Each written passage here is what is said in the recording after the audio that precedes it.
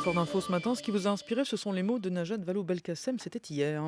Je voudrais rassurer, mais vraiment tout le monde, l'accent circonflexe ne disparaît pas puisque les deux orthographes peuvent continuer à être utilisés. Ouf, on le sent donc, sujet extrêmement sensible que cette réforme de l'orthographe. Je suis circonflexe. Retour ce matin en 66. Oui, en 1966, en avril, l'écrivain Hervé Bazin vient de publier un nouveau livre, Plumon l'oiseau, un pamphlet. L'écrivain de Vipère au point quitte un temps le roman pour défendre une cause qui lui est chère. Alors cet oiseau, au fond, c'est l'orthographe systématique qu'on déplume allègrement. C'est au fond un système pour attaquer un système. Eh bien, j'ai inventé un professeur, enfin un personnage Canadien théoriquement canadien, Théoriquement. qui réforme l'orthographe, qui d'abord dit que l'orthographe est stupide, et il le prouve, c'est-à-dire c'est facile à prouver, Orthographe logique. et dans une seconde partie, donne le nouvel alphabet et la nouvelle orthographe qu'il préconise. Et comme j'avais envie de rire, eh bien j'ai écrit Plumon l'oiseau. Dites que dans Plumon l'oiseau, ce qui est plumé, c'est essentiellement les ridicules de l'époque.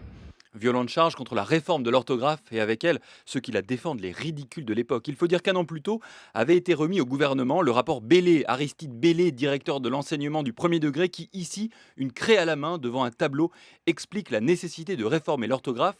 Le titre de l'émission est amusant, l'orthographe de l'an 2000 avec un point d'interrogation.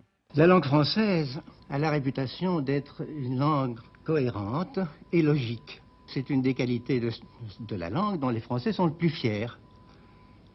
Lorsque je regarde ces mots que je viens d'écrire au tableau, je me demande si cette logique est aussi impeccable que les Français le croient et le disent. Quelle raison de donner deux N à sonner et un seul à sonore, deux N à rationnel et un à rationalisme.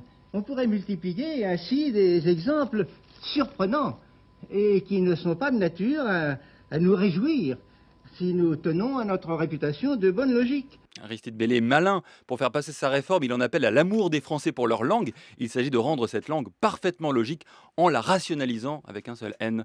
Il a cependant oublié un peu vite que l'amour des Français pour l'orthographe, c'est aussi un amour un peu masochiste, un amour pour ses pièges et ses exceptions. En témoigne le succès de la dictée de Pivot.